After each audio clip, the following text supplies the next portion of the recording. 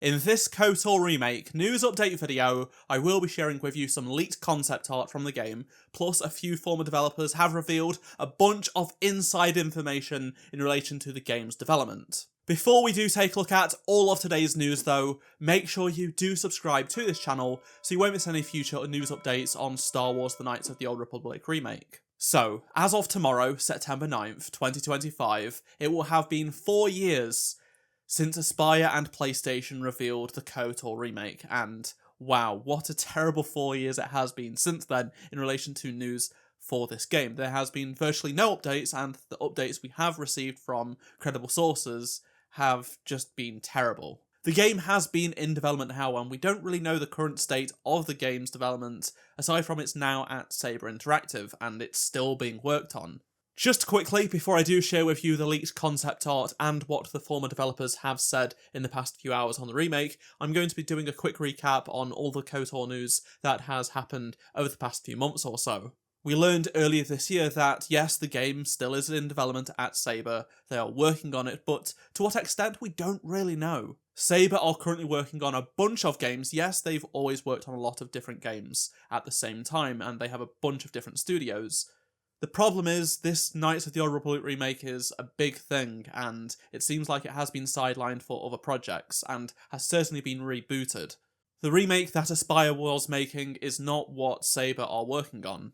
Aspyr are still actually facing the lawsuit that KOTOR fans took to them in relation to the KOTOR 2 DLC, which was never actually released. Those proceedings are still ongoing, but now we actually know that, yes, Lucasfilm did not approve the DLC to be released, and they told Aspyr to stop the marketing of it. They didn't actually have permission. It's evident that Lucasfilm really do want this remake to continue. That's why it's still in development at Saber.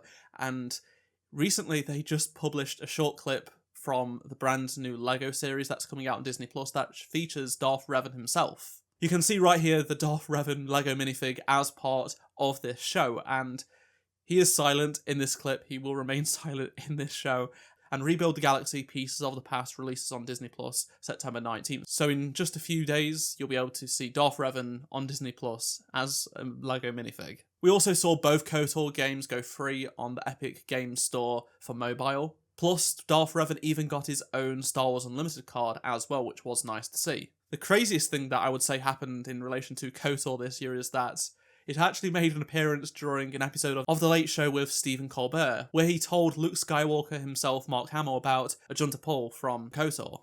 But now let's get into this leaked concept art, because this is somewhat rather interesting. However, it's not from Saber's iteration. This is coming from MP First, who found an artist portfolio that included a piece of concept art from Aspyr's iteration of the KOTOR remake. They found images of Star Wars Hero Company, the next Star Wars game, and on top of that they also found the name of the game as well. They worked that out before it was officially confirmed. As you can see, this is a piece of concept art of Kashyyyk.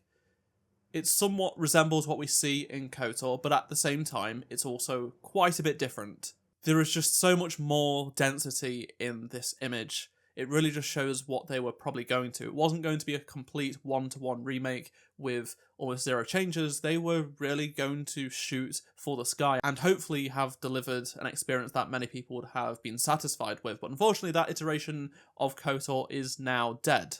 These images were also verified by former developers. They basically said, yeah, it's legit on their Reddit accounts. They actually go on to discuss some of the development behind the scenes details of this game. So one developer said, for what it's worth, the talent at Aspyr was there on the KOTOR remake. He remembers them hiring a bunch of people that came from other AAA studios such as Bluepoint, Naughty Dog, Gearbox and such.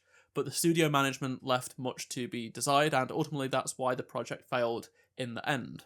Another developer said that it was basically just BioWare Austin folks that left because they wanted to work on single-player games and not be a support studio.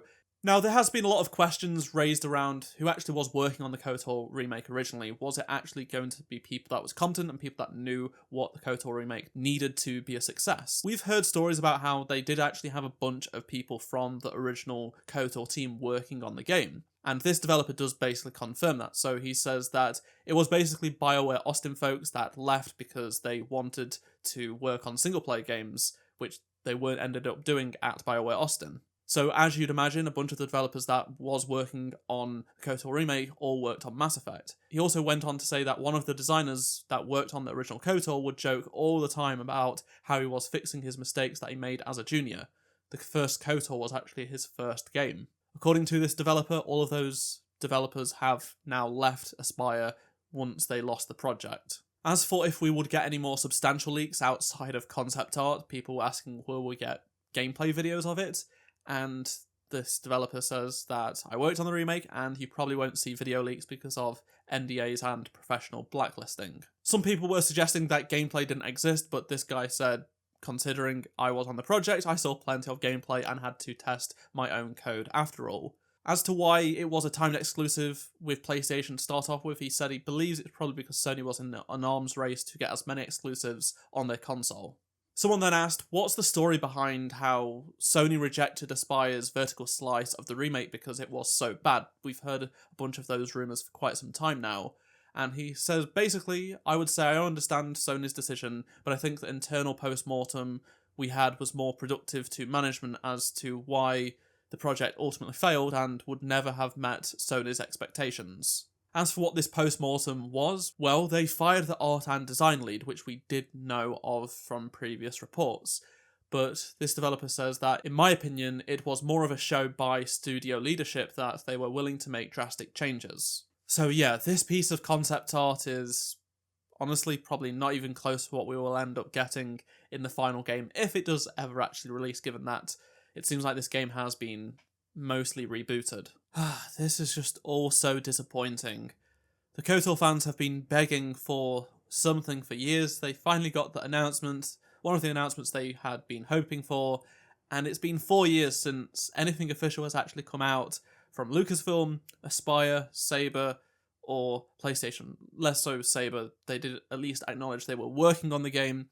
That's it. But still, 4 years, and all we have is a CGI trailer and a leaked piece of concept art from a version that, well, ultimately won't look like how it will in the game, probably.